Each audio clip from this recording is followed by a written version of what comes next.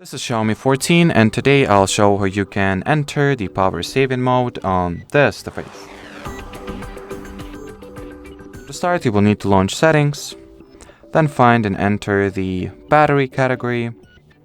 Here, open the current mode selection and put it to either battery saver, which will be, less limiting version of the power saving mode, or if you would like to conserve your battery and prolong your battery life big time, you can switch the current mode to ultra battery saver, which will preserve even more battery life, but at the same time it will limit your phone to an extent that it will not be pretty much usable anymore. Just essential stuff like calls, contacts, SMS messages, but that's about it.